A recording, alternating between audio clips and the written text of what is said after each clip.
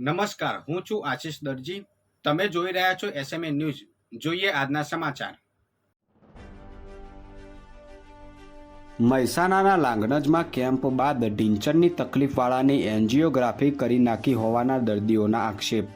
કડી તાલુકાના કેટલાક ગામોમાં અમદાવાદની ખ્યાતિ હોસ્પિટલ દ્વારા મેડિકલ કેમ્પના નામે કેટલાક લોકોના સ્વાસ્થ્ય સાથે ચેડા કરતા 5 લોકોના મોત થયા હોવાની ઘટના સામે આવી હતી. ત્યારે ખ્યાતિ હોસ્પિટલ દ્વારા મહેસાણા નજીક આવેલા લાગણજ ગામમાં પણ મેડિકલ કેમ્પ યોજી ખોટી રીતે દર્દીઓના શરીરમાં એન્જિયોગ્રાફી અને સ્ટેન્ડ મૂક્યાના હોવાના દર્દીઓએ આક્ષેપ કર્યા છે. કડીના નંદાસણ રોડ ઉપર બાઇક લઈને હોટલમાં જમીને ઘરે આવી રહેલા 2 મિત્રોને છરીની અણીએ બાઇક ઉપરથી નીચે પાડી ખેતરમાં ઢસેડી જઈ લૂંટી લીધા.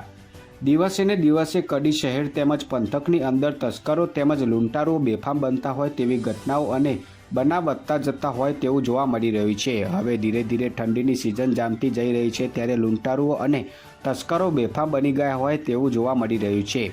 ત્યારે કુંડા રોડ ઉપર આવેલ પાંજરાપોળ ખાતે રહેતા 2 મિત્રો જમવા માટે નંદાસણ રોડ ઉપર ગયા હતા અને જમીને ઘરે તરફ આવી રહ્યા હતા ત્યારે 2 દુકાને બુકાનીદારીઓએ બંને યુવકોને રોકી છરીના અણીએ ખેતરમાં ઢસેડી જઈ માર મારી લૂંટી લેતા સમગ્ર પંથકમાં ચકચાર મચી જવા પામી હતી. ઘટનાને લઈ બંને મિત્રો કડી પોલીસ સ્ટેશન ખાતે દોડી આવ્યા હતા અને ગુનો દાખલ કરાવતા પોલીસે ગુનો દાખલ કરી કાર્યવાહી હાથ ધરી હતી. કડીના ભર બજારમાં આવેલી પટેલ ભુવન સામે ભાગમ દોડ મચી 5 ઈજાગ્રસ્તોને હોસ્પિટલ ખસેડવામાં આવ્યા. કડી શહેરના ભર બજારમાં આવેલી પટેલ ભુવનની સામે એકાએક ગાડી ચાલક ફૂલ ઝડપે આવી રહ્યો હતો. એક બાદ એક રાહદારીઓ વાહન ચાલકો અને લારીવાળાઓને અડફેટે લેતા ભર બજારમાં ભાગમદોડ મચી જવા પામી હતી. ગાડી ચાલકને અડફેટે આવેલા ઈજાગ્રસ્તોને નજીકની હોસ્પિટલ ખાતે ખસેડવામાં આવ્યા હતા. ઘટના સ્થળે પોલીસ દોડી આવી હતી અને ગાડી ચાલકની અટક કરી પોલીસ સ્ટેશન ખાતે લાવી કાયદેસરની કાર્યવાહી હાથ ધરવામાં આવી હતી.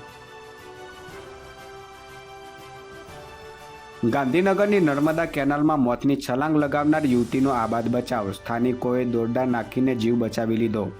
ગાંધીનગરના રાયપુરથી નજીકના અંતરે આવેલા બ્રિજ પરથી મોતની છલાંગ લગાવનાર યુવતીને સ્થાનિક લોકોએ દોરડા નાખીને ભારે જહેમત પછી આબાદ રીતે બચાવી લઈ સરાહનીય કામગીરી કરવામાં આવી છે. કેનાલમાં કૂદકો માર્યા પછી યુવતી 3 કિલોમીટર સુધી તનાઈને લીંબડિયા કેનાલ તરફ પહોંચી ગઈ હતી અને સ્થાનિકોની સતર્કતાથી યુવતીનો આબાદ બચાવ થયો હતો. વધુ સમાચાર માટે જોતા રહો એસએમએ ન્યૂઝ.